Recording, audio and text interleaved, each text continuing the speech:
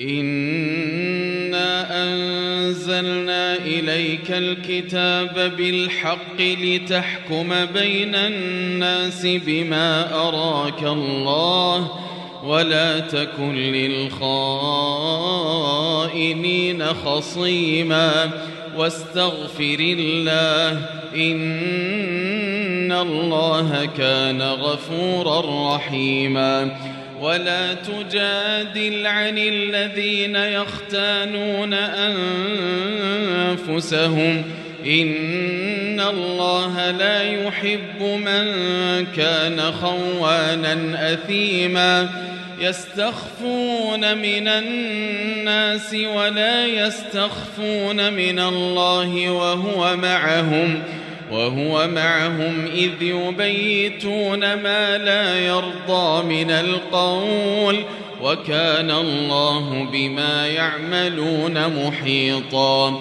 ها أنتم هؤلاء جادلتم عنهم في الحياة الدنيا فمن يجادل الله عنهم يوم القيامة أم من يكون عليهم وكيلا. ومن يعمل سوءا أو يظلم نفسه ثم يستغفر الله يجد الله غفورا رحيما.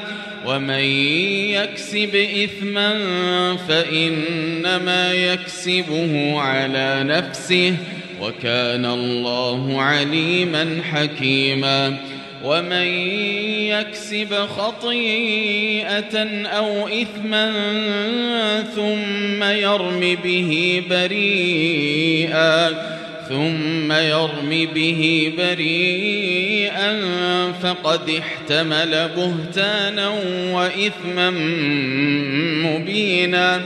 ولولا فضل الله عليك ورحمته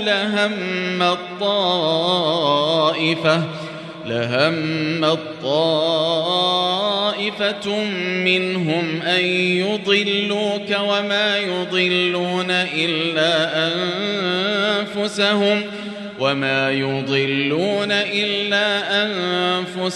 وما يضرونك من شيء. وأنزل الله عليك الكتاب والحكمة وعلمك ما لم تكن تعلم وكان فضل الله عليك عظيما. لا خير في كثير من نجواهم إلا من